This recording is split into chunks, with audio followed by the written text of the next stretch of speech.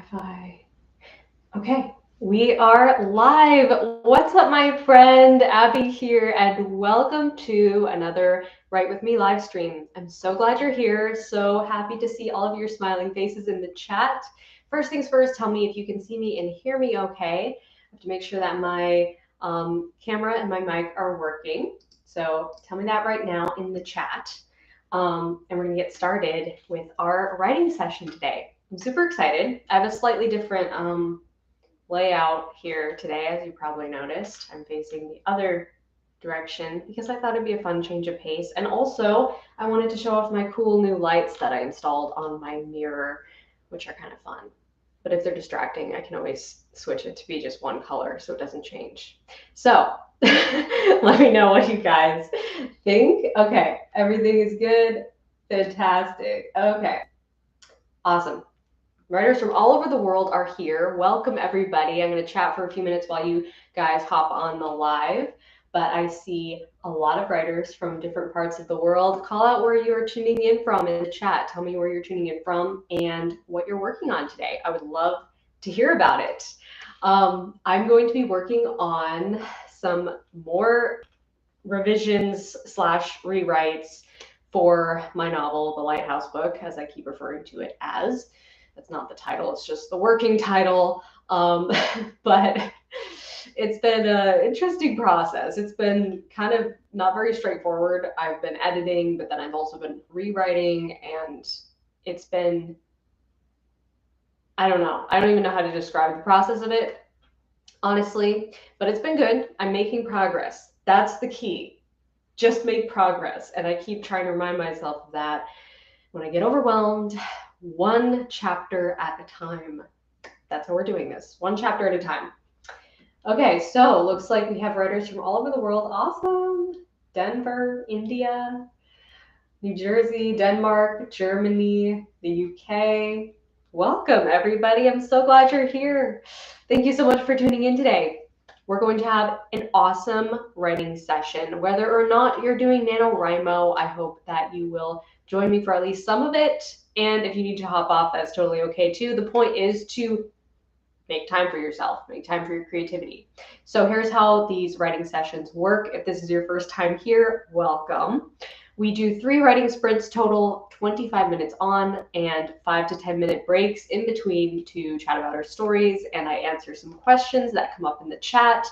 And it is just a wonderful time where we can all hang out and explore and connect. It's so much fun.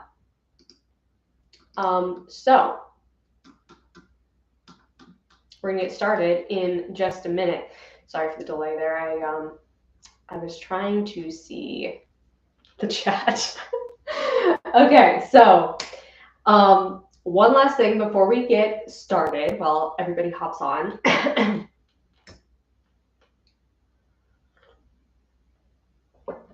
Hopefully you have something yummy to drink. I have a lovely Earl Grey tea here. So one last thing before we jump on to our first writing sprint. You guys have probably seen and heard, if you've been here on this channel all month long while we've been doing these Write With Me live streams together, we have also been rising up to bring awareness to the crisis of human trafficking, and doing that through this fundraiser on this video, on this live stream right now. You will see on the sidebar or beneath the chat, you'll see the fundraiser, and we are working towards raising $10,000 for Operation Underground Railroad, which is an amazing nonprofit organization dedicated to rescuing victims of human trafficking around the world. I absolutely love what O.U.R is doing. They are incredible. They are heroes. And it's so amazing to see the impact that they have had on the world, and to see that we as a community can come together and help to support causes like this and help to create that impact, that ripple effect. So I know that time is running out. We have 1 week left to November. It's crazy, but I want to see how much we can raise in this last week. So I encourage you to donate to the fundraiser on this live stream, whatever you can. Every donation is meaningful and helpful. It supports the cause. It is an incredible cause. If you want to learn more about it, go to OURrescue.org. And you can learn all about their mission and what they're doing to help victims of human trafficking. And also next week, I have something really special planned for this channel. I'm going to be posting a special video, and actually I'm just gonna tell you guys what it is now, because if you're here on the live stream, you're an inner circle person and you deserve to know. It is a really special interview with Jessica Mass, who is the director of O.U.R's aftercare program. So I was able to sit down with her and talk to her about the aftercare program and what O.U.R is doing to help children and women who are rescued from trafficking after the rescue. And it was so enlightening and educational and just amazing. The conversation was so great. I cannot wait to share it with you guys. So that is being posted next week on Tuesday, which is Giving Tuesday, by the way, guys. So if you have been here all month long, you probably heard at the beginning of this month, I mentioned that Giving Tuesday, November 29th, is what this whole campaign is leading up to. And any funds that we can raise for O.U.R will be matched by corporate donors. That means we're going to have twice as much of an impact with what we can raise this month for O.U.R. So I'm going to stop rambling now. I see the donations coming in. Thank you guys so much for your donations. This is going to be such a beautiful impact. We can have such a beautiful impact on this issue, on this crisis. This needs our attention. It needs more awareness. And if you aren't able to donate, there are other ways to help. There are other ways to spread the word. One way is to grab the social media posts that I've linked below this video, below this live stream. You will see the link to that. You can grab those posts. There are graphics and captions that you can post on Instagram, Facebook, any social platform. And that helps to raise awareness, not only for this fundraiser, but for the cause in general. So that's another thing to consider doing to spread the word. Okay, guys, let's get into our first writing sprint. I'm going to set up my timer, and I'm also going to set up a sprint in the Discord. So if you're not in the Discord, hop on over there. Where is it? Writing sprints. Okay. I'm going to start a writing sprint here in the Discord, but if you're not in the Discord, you can get access to the Discord by joining my Patreon at any level. Just for anybody who is not already in the Discord, if that's something you want to check out. Okay, I'm going to start a 25-minute sprint there, and I'm going to set up my timer here. So hopefully you guys can see that. Okay, you guys can see that? Awesome. I'm going to join that too. Let's see. I'm trying to rewrite a chapter right now, so let's see how many words I have. 3 to 18. Not 32,000. That would be a really long chapter. Okay. All right. Thank you guys so much for the donations. I'm so happy to see those coming in. Awesome. Thank you guys. Okay. So timer is set up. I'm also going to set up another timer in case I don't hear that one or see that one. Always good to have multiple timers. Okay, let's go.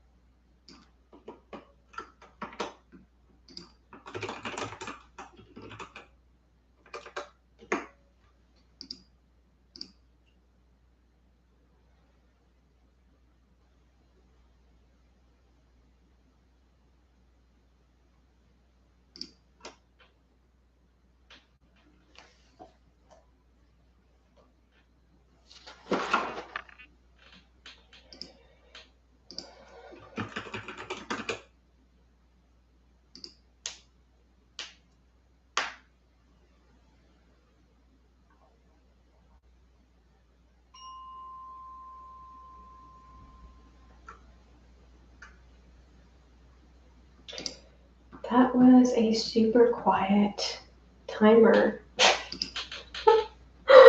But that was the end of that sprint. So, boom.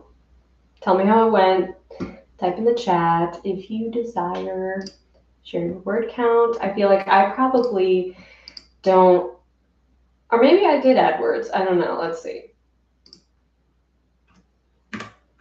What do I do?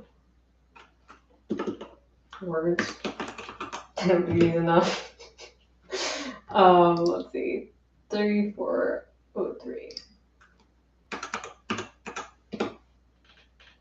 Hey, I did. I added 185 words, but I deleted some. So always doesn't feel very productive when you do that. So looks like you guys did a good sprint. I'm seeing all the word counts rolling in. Awesome, awesome.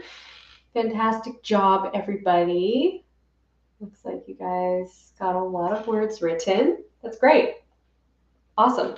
So I finished that first scene, and now in my next sprint, I'm gonna work on the next scene, which I decided needed some enhancing. So I'm gonna go into that and try to enhance it a bit. So, but I'm happy with how the first one came out. So I feel like that was a productive sprint for me. Okay, Now we're going to take a quick break, and I'm going to answer some of your questions.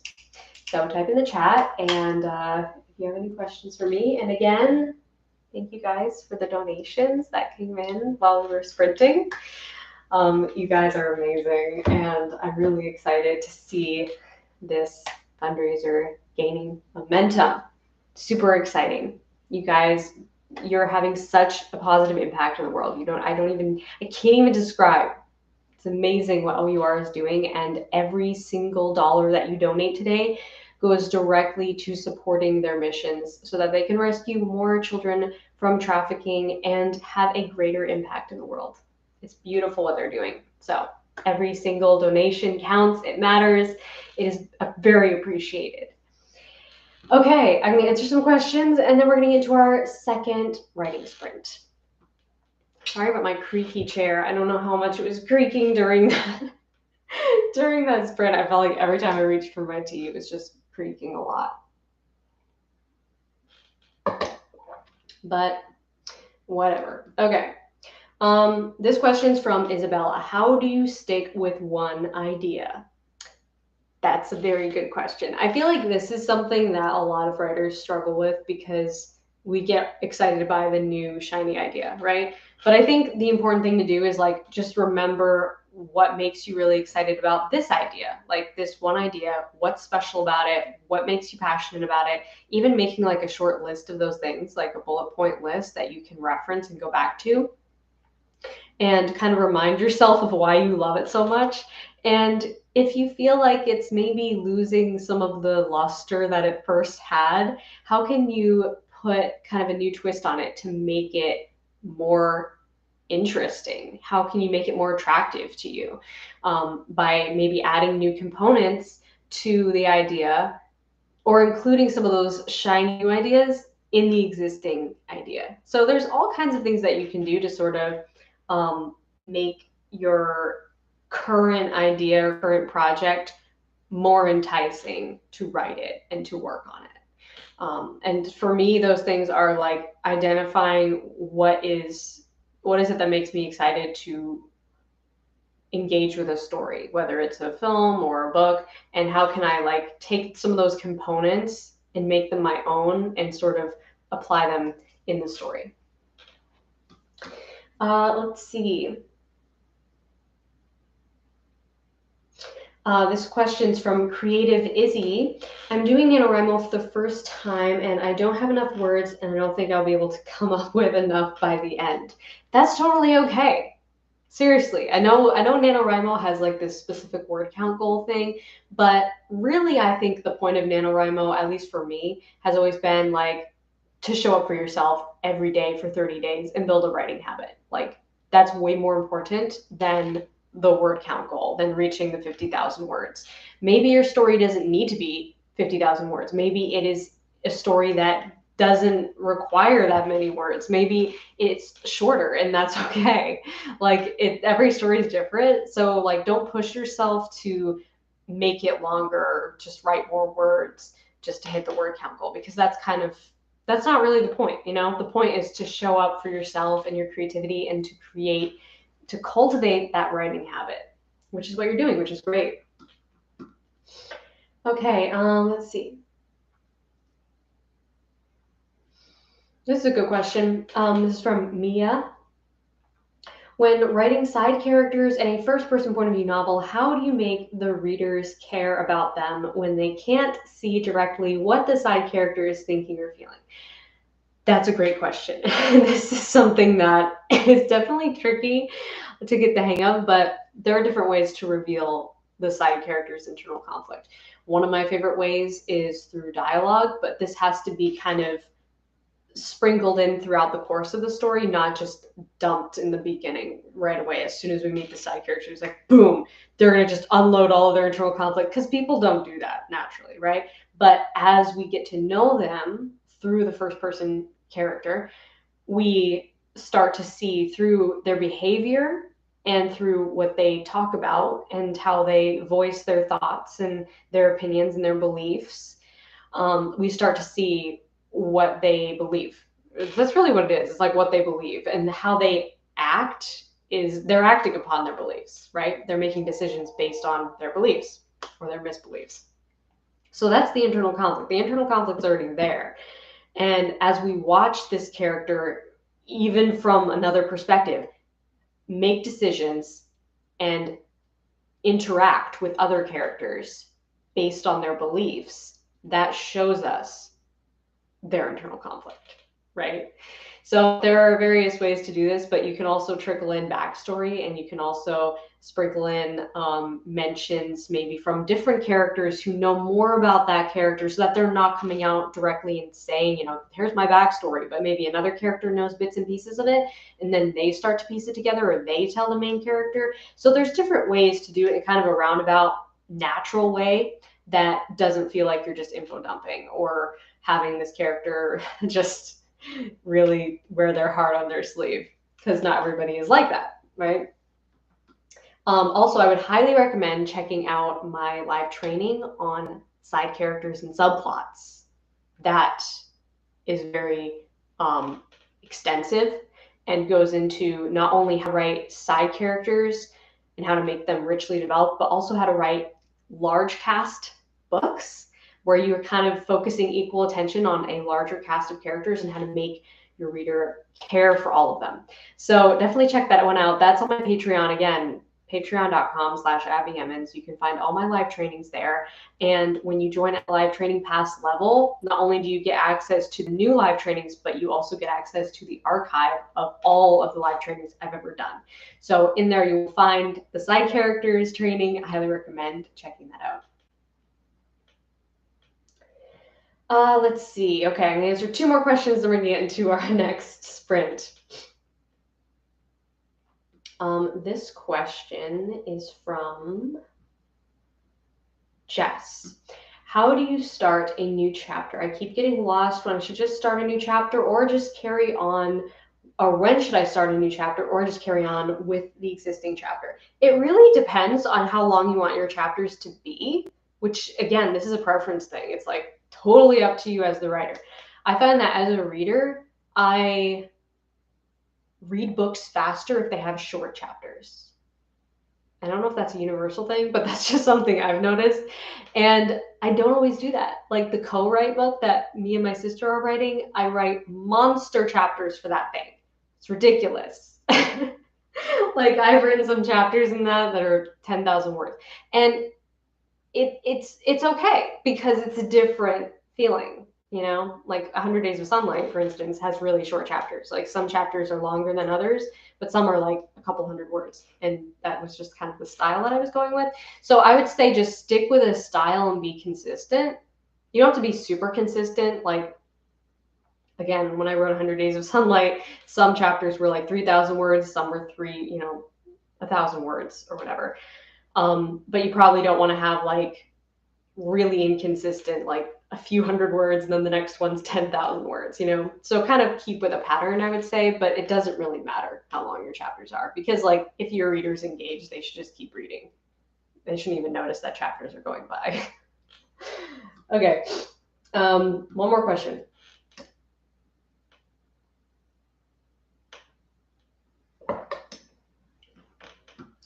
Let's see. This question is from Zine. I think I'm probably saying your name wrong, Zine Borman. Life's been a very, very stressful for me recently, and where writing is usually therapy for me, I've found it anxious and hard to concentrate lately. Do you have any advice? That's a great question. Something that I've definitely dealt with, and I think a lot of writers probably deal with.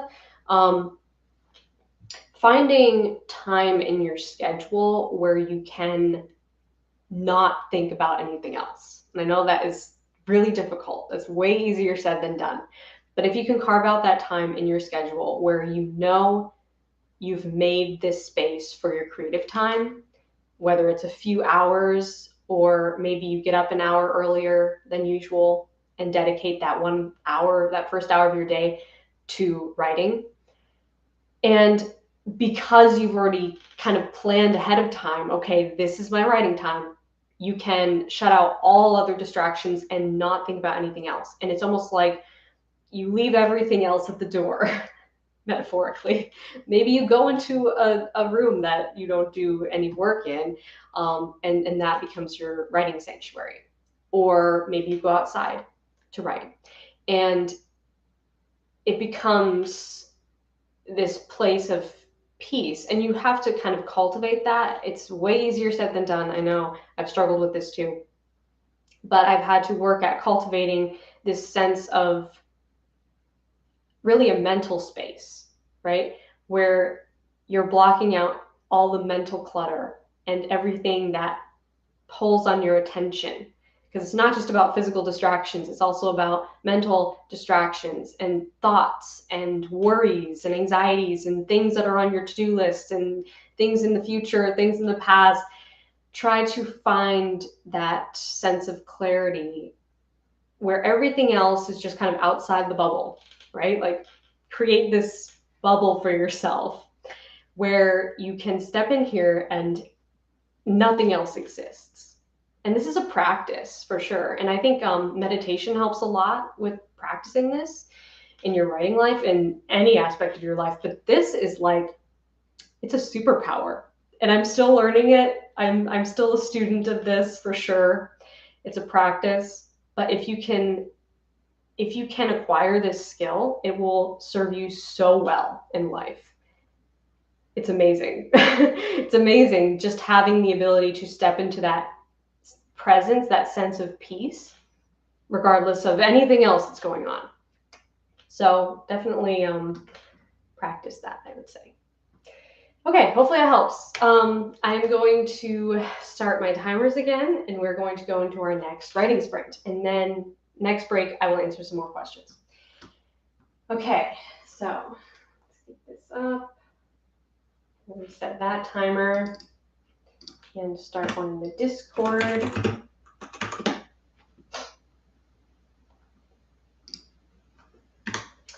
I'm going to add some more to this chapter, so I'm just going to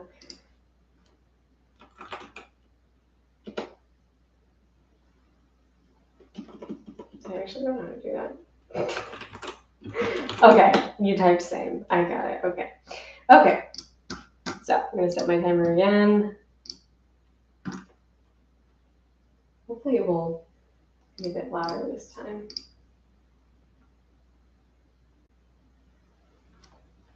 Turn up my volume, so hopefully we can hear it ring this time. Okay.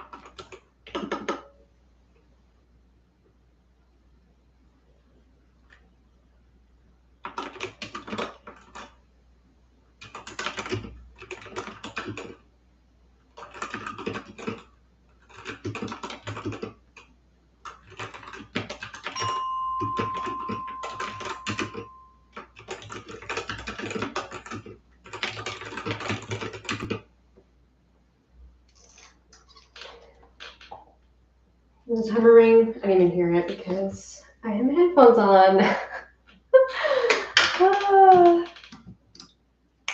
But it was a good sprint. So tell me how it went in the chat. Did you get any writing done?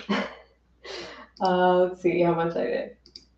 Didn't really finish this conversation yet because I was doing some proofreading and editing while I was rewriting. Good combination of everything. Okay, 3505, let's see.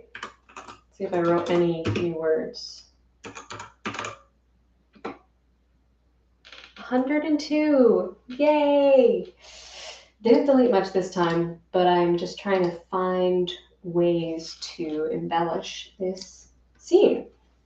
And it's coming along pretty good. Okay. Looks like you guys did a good sprint. Awesome. Awesome job, everyone. Great. Fantastic. You guys are writing machines. So cool. Okay. We are gonna have a quick break, chat about our stories. I'll answer some questions, and then we're gonna get into our third and final sprint. Okay, let's see.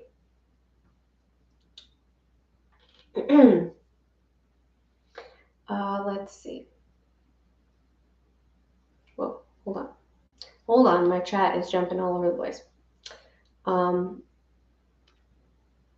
Dramatic Cheese asks, how do you usually name your projects?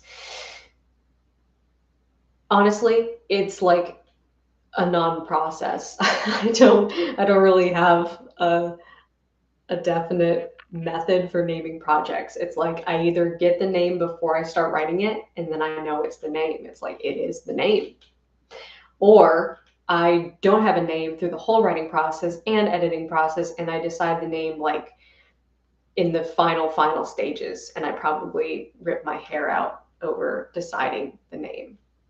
So yeah, there's no in between. I either have it before the writing project begins, or I try to get it for a long time until finally I decide on something last minute.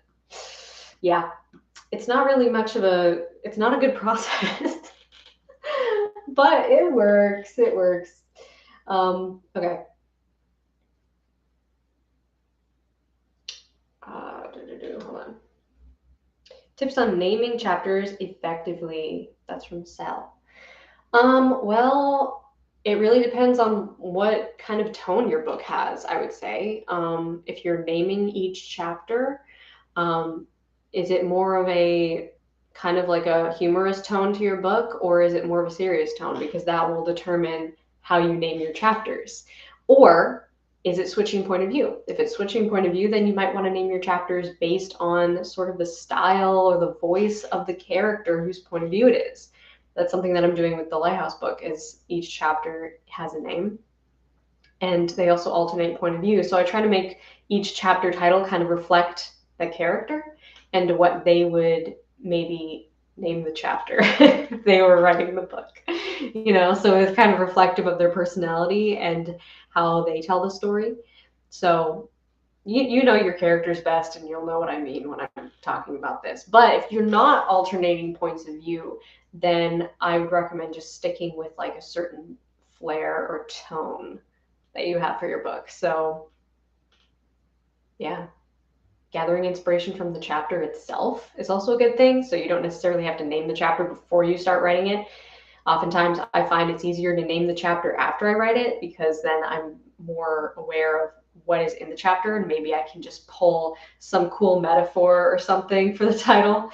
So yeah, it's kind of it's again, it's like a creative process. Let's see. This question is from Naru. Tips for multiple points of view. Is it okay to throw a chapter in with a point of view that doesn't appear again afterwards? I would say yes, that's totally fine. I mean, it's a preference thing, again.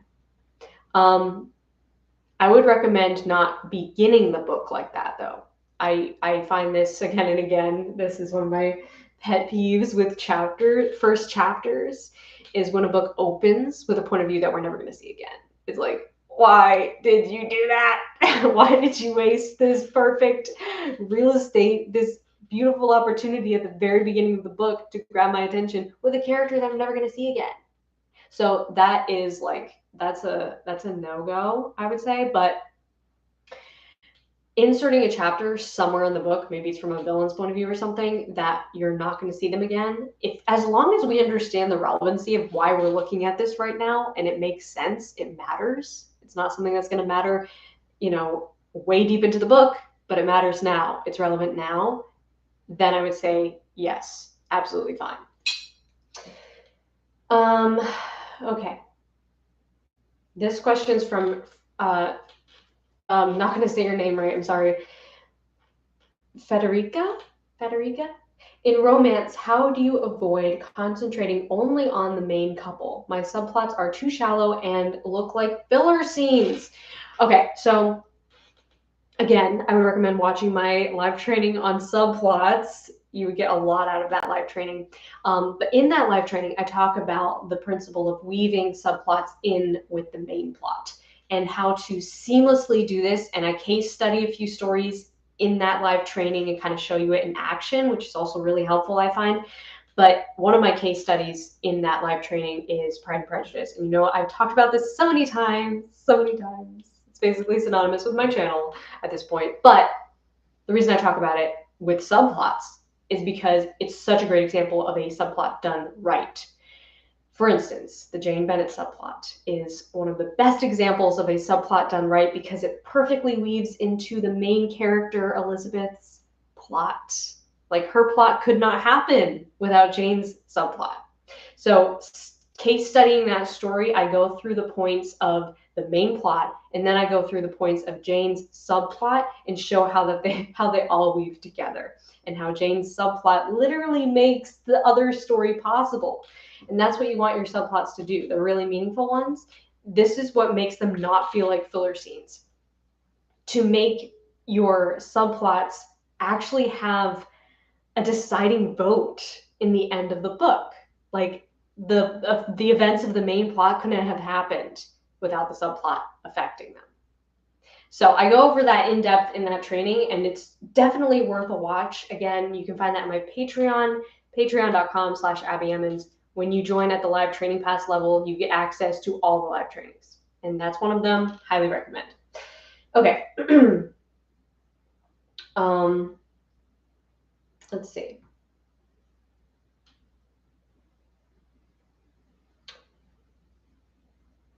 How do I write small events? I have all my big moments planned out and I'm writing some, but I know that just the big things in isolation don't have an impact. How do I write small scenes? Okay, so I guess you mean like kind of the in-between stuff between the plot points. Like, you have the inciting incident, the impossible choice, the game-changing mid, the aha moment, like all those big moments. You have all those. You're kind of struggling to write the in-between stuff. I totally get that. It's a matter of cause and effect, really, is what it is. So you have the cause being those main plot points, right? Those pivotal story beats. And then the effect is what comes after, what comes in between. And this is a rhythm of like push-pull, cause effect. And when you have an active character, it makes it interesting, because it's not just a passive character who's absorbing the hits of the plot, not just taking the punches. They're not just rolling with the punches. They are an active character in their own life, meaning they respond to what just happened. So you have trigger, response, okay? You have the inciting incident, and now what comes next? What are those small scenes that happen in between the big plot points? That is the reaction, the response, the moments where your protagonist is facing their internal conflict as they have to make the next decision. This is really where the story happens, because those, like you said, those big moments in isolation, they don't mean anything. They don't matter. What matters is the character's internal conflict and the impact it has on them, right? Like as they change over the course of the story. So those moments when they change are the small moments. It's not the punches of the plot, it is their response to the punches, right? It's them throwing the punches back. So how do they respond? What comes after each domino falls? Okay? That's what you have to think about. Like, what are the nuanced emotions that my character's facing in response to what just happened to them? How are they now going to take the next step? What's their decision-making process? Show us some of that. Show us their decision-making process, and then show us how they take the next step. And then what's the domino that falls down because of that? And as you go through, it's just cause and effect. It keeps going. It's just an endless cycle.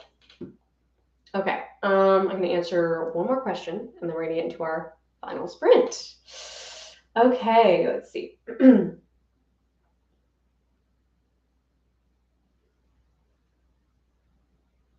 Wait, hold on a minute. This is a good question from Hannah Woods. Is it risky to bring in a new point of view pretty late into the story? I have a character that I feel needs her own point of view, but wouldn't be until later, and I didn't want to create confusion in the reader. Thanks. I don't think it's a problem. Personally, I've never found it to be a problem. I've only ever found it to be a bonus when I'm reading a book and a new point of view enters like halfway through the story, and I already know who this character is. I'm like, ooh, yay. I'm glad I'm getting this point of view. Like, I'm excited about it. And I've done this before in manuscripts of my own, and not brought the character's point of view in until they are relevant. That's the key ingredient, in my opinion, is giving them a point of view early on when they aren't relevant and when we really don't care to know what's happening with this character. That to me is a no-go. That's not going to hold your reader's attention, because what they care about right now is the other characters. Okay, now as we start to make them care about this third character or this extra point of view, and then we give them a point of view, it's like, oh, okay, now we care. Now we want to see deeper into this character's perspective. So I think you're right on track. I would definitely follow that instinct. Follow the instinct of what you want to read. Like, if you were reading this book, how would you want it to be written? That's usually how you should write. Honestly, is what I found every time. Like, if I'm bored with writing something, like, my reader's gonna be bored reading this. So go by what you like. Okay, guys, let's go into our third writing sprint. Finish strong. Let's go. I'm gonna set my timer for 25 minutes. And I'm gonna start a new sprint in the Discord. Sprint 25. Let's see, okay.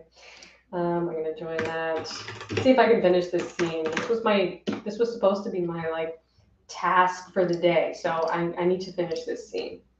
Let's get back into it.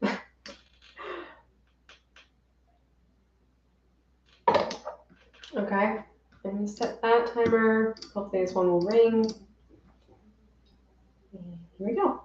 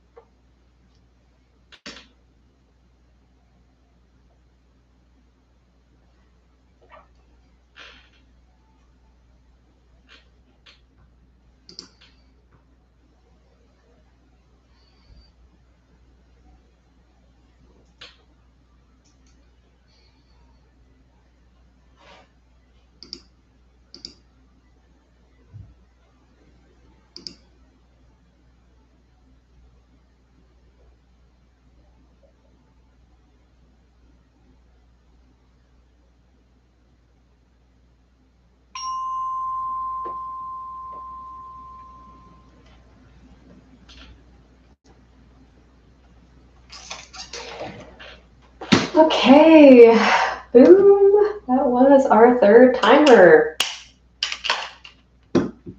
How did it go? How did your final writing sprint go? Let me know in the chat. Let's see. Mine went well. I finished the scene. Yay! 3698. Let's see how many words I wrote. Oh, actually, it hasn't. There we go. Time's up.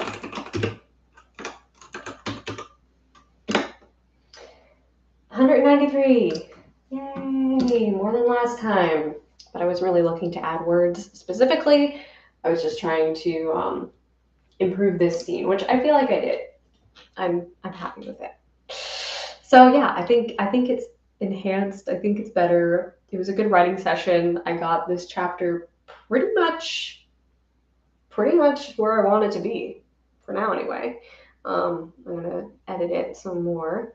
But again, like I said at the beginning of this live stream, this book has been a process of just one chapter at a time, focusing on challenging myself really to make it the best I can possibly make it. Always a fun challenge. And it's been going good. So I'm excited to share it with you guys one day. And I'm glad that you were able to join me for this live stream.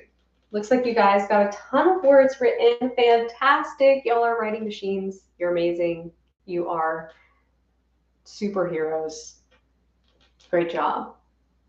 And again, you know, like I always say, it doesn't really matter how many words you write. What matters is that you show up for yourself and your creativity. And even if you wrote just a few paragraphs today, that's okay. If you're happy with them, that's what matters. What matters is that you're proud of your work and that you enjoy the process, the practice of writing. So hopefully you enjoyed it today. Hopefully you had a good time. Thank you guys so much for the donations to O.U.R. And next week is going to be our final live stream for NaNoWriMo. Crazy. I can't believe it's almost over.